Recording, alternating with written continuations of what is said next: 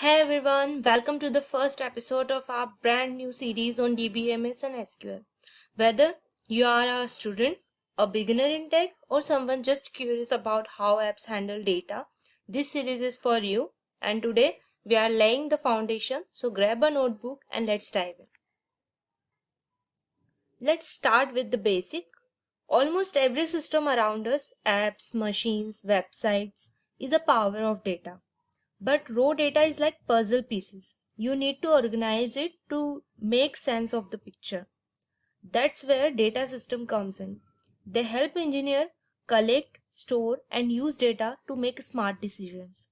So yes, even your food delivery app is running on a data magic behind the scene.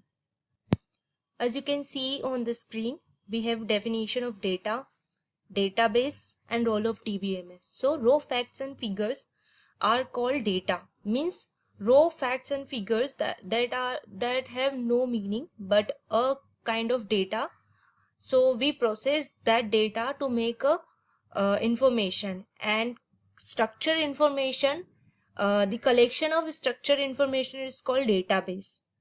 So yeah, everything is connected with each other whenever it was a database or role of DBMS. So if someone asking you what is data, so raw facts and figures are called data. And what do you mean by database?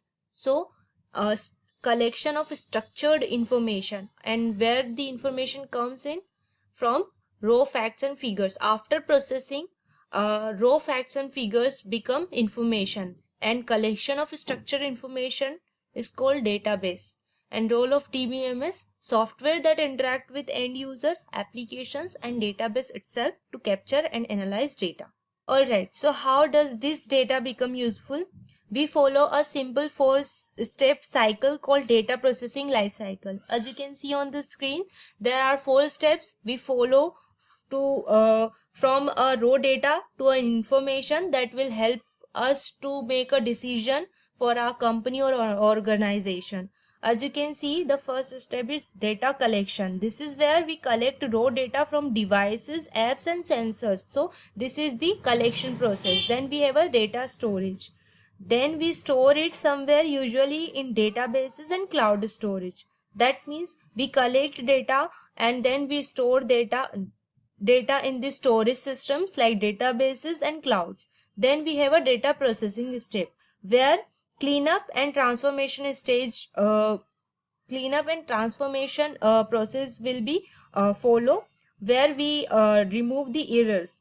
We organize the data and remove any kind of error in the data. Then the information output.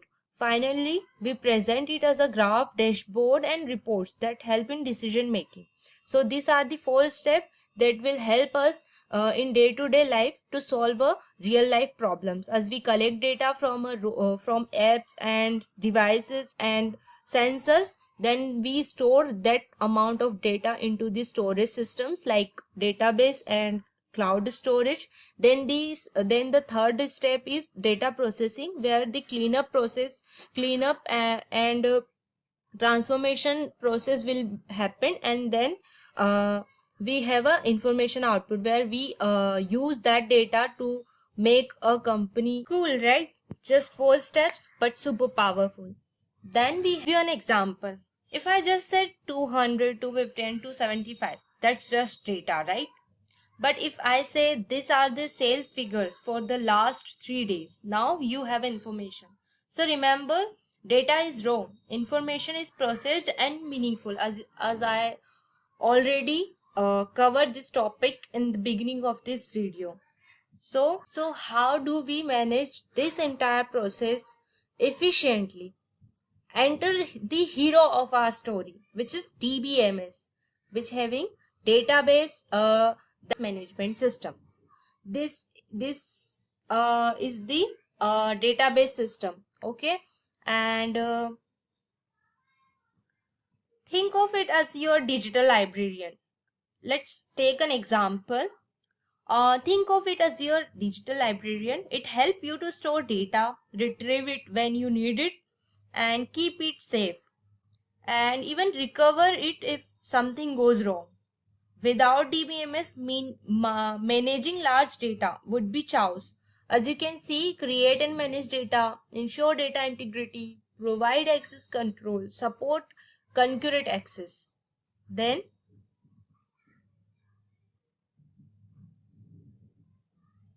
now there is a special kind of DBMS called RDBMS, which stands for Relational Database Management System. This one stores data in table, just like Excel sheet, row, columns. You get the idea. It uses SQL to manage data and keep everything structured and reliable. Popular tools like MySQL, PostgreSQL, Oracle, this run big apps across the globe. But wait, it's not always a smooth sailing. Data engineers face real life challenges too, like scalability, what happens when the data grows, security, how we protect sensitive information, data quality, is the data complete or accurate, and then performance. Can the system handle thousands of users? These are real world problems engineers solve every day. Okay, now the big question is, why should you learn DBMS and SQL? Let me tell you, it's one of the top skill in the tech. It's used in roles like data analyst, developer and engineers. Every company from startup to giant uses it. And it's asked in coding round and interviews too. And most importantly, it helps you to understand how data power the words. So yeah, this is your ticket to the tech world.